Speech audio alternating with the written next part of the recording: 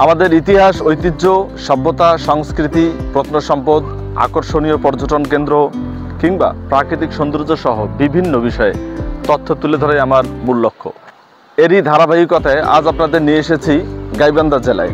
বাংলাদেশে উত্তরাঞ্চলে বেশ কয়েকটি জেলা রয়েছে, তার মধ্যে সুপরিচিত একটি জেলার নাম হচ্ছে গাইবান্ধা। এর পূর্বে রয়েছে জামালপুর এবং কুড়িগ্রাম জেলা, পশ্চিমে রয়েছে দিনাজপুর জেলা, উত্তরে রংপুর জেলা এবং দক্ষিণে রয়েছে বগুড়া জেলা। গাইবান্ধা জেলার আয়তন 2179.27 বর্গ কিলোমিটার।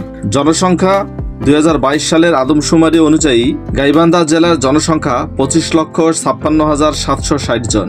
গাইবান্ধাকে 1973 সালে পৌরসভায় রূপান্তরিত করা হয় এবং 1984 সালে জেলা হিসেবে পরিচিতি লাভ করে। গাইবান্ধা জেলার দর্শনীয় স্থানসমূহ: আলীবাবা থিম পার্ক, গাইবান্ধা পৌর পার্ক, বামনডাঙ্গা জমিদার বাড়ি, SKS ইন, হজরত শাহ জামাল রহমতুল্লাহ আলাইহির মাজার, রাজা বিরাটের প্রাসাদ, বালাসীঘাট, নলডাঙ্গা জমিদার বাড়ি উল্লেখযোগ্য। গাইবান্ধা জেলার নামকরণ নিয়ে সুন্দর একটি ইতিহাস রয়েছে, যা লোকমুখে শোনা যায়। আনুমানিক 5200 বছর পূর্বে বিরাট রাজার রাজধানী ছিল গাইবান্ধা জেলার গোবিন্দগঞ্জ থানা এলাকায়। বিরাট রাজার প্রায় 60,000-এর মতো গাভী ছিল। তৎকালীন ডাকাতরা এসে মাঝে মাঝে বিরাট রাজার গাভী লুণ্ঠন করে নিয়ে যেত। এজন্য বিরাট রাজা বিশাল এক খোলা জায়গায় গোশালা স্থাপন করে সেখানেই গাভীগুলো বেঁধে রাখা হতো। প্রচলিত নিয়মে গাভীগুলো বাঁধার স্থানটিকে গাইবান্ধা বলা হতো এবং সেটি থেকেই কালক্রমে গাইবান্ধা নাম হিসেবে পরিচিতি লাভ করে। যা ভালো তা সবার কাছেই ভালো, সবার মনেই ছড়ায় জ্ঞানের আলো। গাইবান্ধা জেলায় জন্মগ্রহণ করেছেন শিল্প, সাহিত্য ও সংস্কৃতির অঙ্গনের অনেক কীর্তিমান ব্যক্তিত্ব। গাইবান্ধা জেলার কয়েকজন কীর্তিমান ব্যক্তির পরিচয় তুলে ধরব আজ আপনাদের সামনে। গাইবান্ধা জেলায় অনেক কীর্তিমান ব্যক্তি জন্মগ্রহণ করেছেন।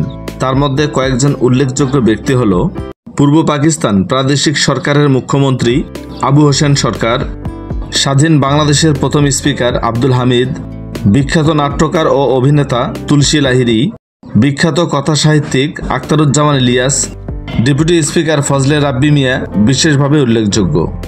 বাঙালি মানেই ভোজন রসিক। বাংলাদেশের 64টি জেলায় ভিন্ন ভিন্ন খাবার রয়েছে, এক একটি জেলা এক এক খাবারের জন্য বিখ্যাত। তেমনই আজ যেহেতু গাইবান্ধা এসেছি, গাইবান্ধার ঐতিহ্যবাহী খাবার হচ্ছে রসমঞ্জরি। চলুন তাহলে দর্শক এখন রসমঞ্জরি খাবো এবং এর বিস্তারিত তথ্য জানাবো। রসমঞ্জরি বাংলাদেশের এক বিখ্যাত মিষ্টির নাম, যা দুধ, ছানা, ক্ষীর ও চিনি দ্বারা তৈরি হয়। মিষ্টিতে ব্যবহৃত ঘন রসের স্বাদের জন্য এই মিষ্টির নাম রসমঞ্জরি। এটি গাইবান্ধা জেলার বিখ্যাত খাবার। দর্শক, আমরা এসে গেছি মা মিষ্টান্ন ভান্ডারে। ভাইয়ের সাথে কথা বলবো। ভাই, প্লেট কত করে? 50 টাকা। কেজি? কেজি 400 টাকা। আর এই প্লেট হচ্ছে, দেন আপনি দেন। দর্শক দেখতেই পাচ্ছেন, এক বাটি হচ্ছে 50 টাকা আর কেজি হচ্ছে 400 টাকা। এটাই হচ্ছে গাইবান্ধা জেলার ঐতিহ্যবাহী খাবার। আমরা আজকে গাইবান্ধায় ঘুরতে আসছিলাম, তো সব জায়গায় শুনতে পাচ্ছিলাম যে গাইবান্ধায় প্রিয় খাবার যে আপনার রসমঞ্জরি খুব সুস্বাদু এবং খুব নামি দামি। আমরা তাই খেয়ে দেখলাম, আসলে খুব ভালো লাগছে। আজকের রসমঞ্জরিটা অনেক জায়গায় খেয়েছি, তবে এতটা ভালো পাইনি, তবে আজকে এখানে খাইলাম, খুব ভালো লাগছে।